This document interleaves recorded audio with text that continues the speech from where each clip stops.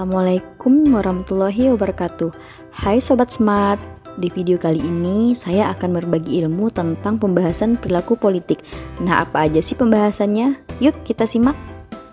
Yang pertama adalah pengertian perilaku politik. Perilaku politik adalah kegiatan yang berkenaan dengan proses pembuatan dan pelaksanaan keputusan politik.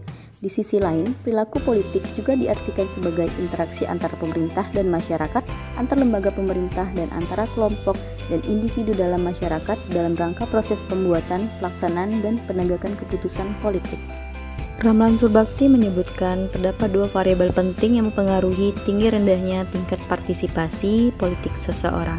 Yang pertama adalah aspek kesadaran politik seseorang atau individu itu sendiri, dan yang kedua adalah menyangkut bagaimanakah penilaian dan apresiasi terhadap pemerintah, baik terhadap kebijakan maupun pelaksanaan pemerintahannya. Terdapat tiga pendekatan dalam perilaku pemilih. Yang pertama adalah pendekatan sosiologis. Asumsi dasar dari pendekatan ini adalah karakteristik sosiologis dan pengelompokan sosial seperti umur, jenis kelamin, agama, ras, status sosial, dan latar belakang keluarga akan berpengaruh signifikan terhadap pembentukan perilaku pemilih. Pendekatan psikologis. Pendekatan psikologis membentuk orientasi politik seseorang yang disebabkan oleh adanya perasaan dan kedekatan dengan partai atau kandidat tertentu. Dan yang ketiga adalah pendekatan rasional. Pendekatan ini menilai kinerja partai maupun anggota legislatif pada periode sebelum dan setelah terpilihnya partai.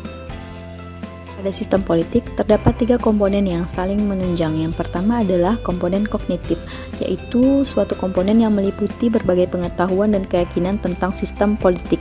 Contohnya, tingkat pengetahuan seseorang tentang jalannya sistem politik dan tokoh-tokoh pemerintahan.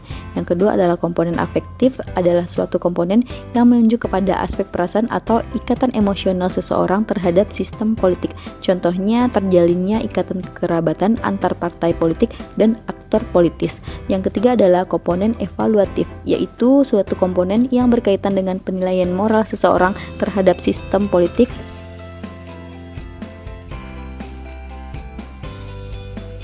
Menurut Damsar, sosialisasi politik merupakan bagian dari proses pendidikan politik yang di dalamnya terdapat tujuan untuk membangun bagaimana seharusnya sikap masyarakat berpartisipasi melalui aktivitas politik dan sistem politik yang ada.